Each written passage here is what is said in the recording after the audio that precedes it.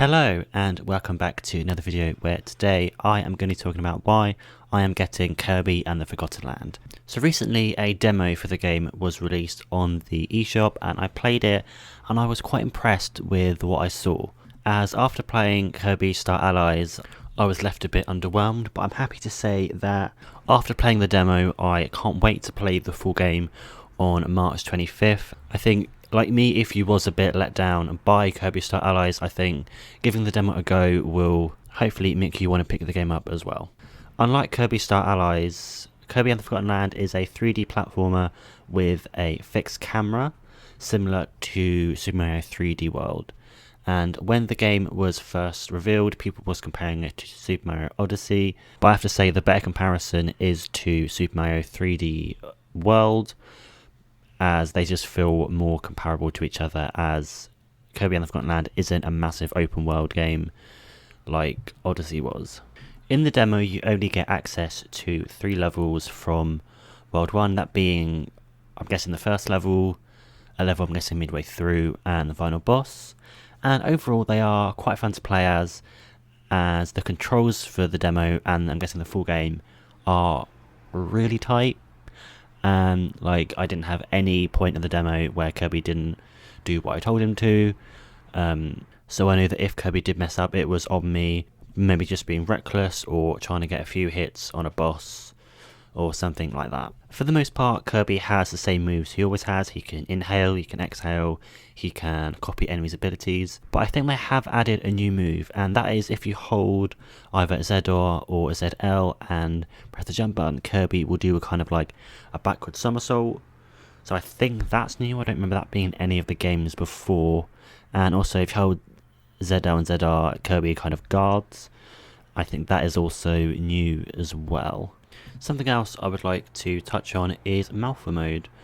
In the demo it is really fun to use. There are only, I believe, 3 or 4 things Kirby uses. There is a car, a cone, a vending machine, and kind of like a dome lid. I would say the most fun one to use would be the cone, as you have this kind of like downward spike attack that can kill most enemies in one hit.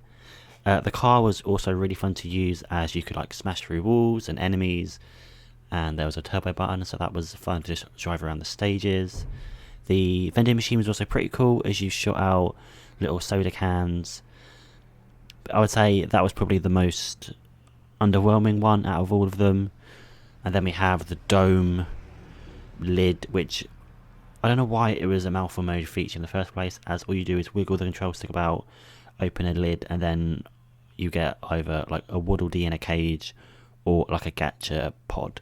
While going through the demo I did get The Last of Us vibes, and if you've seen the trailer or played the demo yourself you know what I'm on about, as Kirby kind of goes through this dilapidated, ruined city that has been reclaimed by nature, and it just seems like very Last of Us-y, which I guess is cool, but also it just seemed a bit random for a Kirby game to be not referencing The Last of Us, but taking inspiration, shall we say.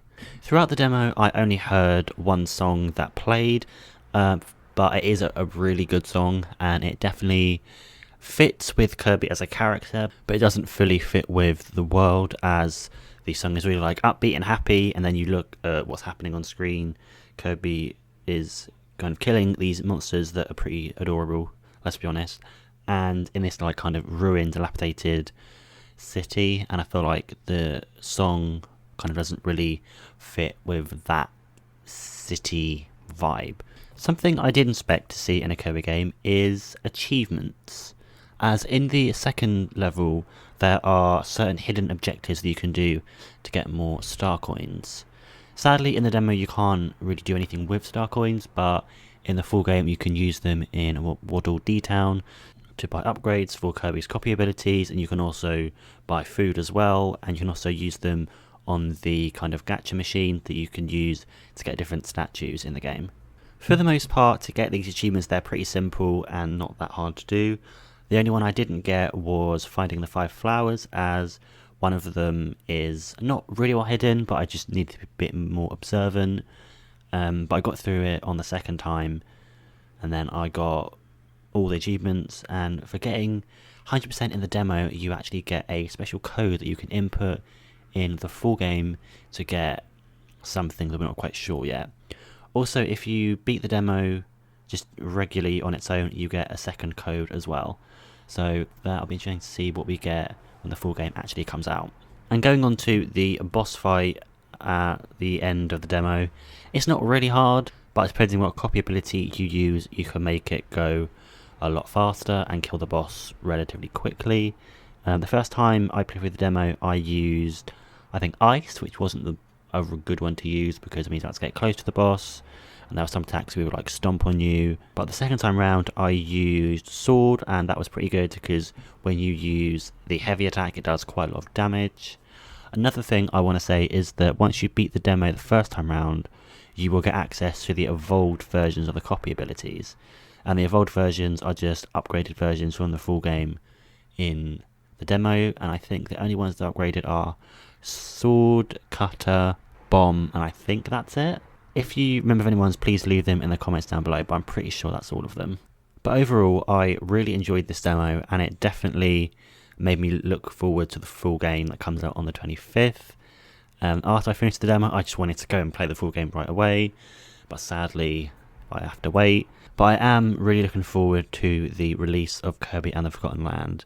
And before I played the demo, I was playing Elden Ring, so going from Elden Ring to Kirby was kind of like tonal whiplash. Going from a game that you have to like look at dodge windows and parrying and stuff like that to a Kirby game where you can kind of like go along and it's all really bright and happy. It was a bit jarring, but I am actually thinking of live streaming Kirby and the Forgotten Land when it comes out. I'm not sure what day I'll be streaming it. I'll probably put that information up on my Instagram or Twitter, as I do also plan on reviewing the full game as well, so I will be capturing footage at the same time. But yeah, once I figure out what I'm going to be doing, I will let you know, most likely on Instagram. So if you want to follow me over there so you know when I actually do stream the game. But that's all I have for this video. If you've liked it, please give it a big thumbs up and subscribe, and I will see you in another video.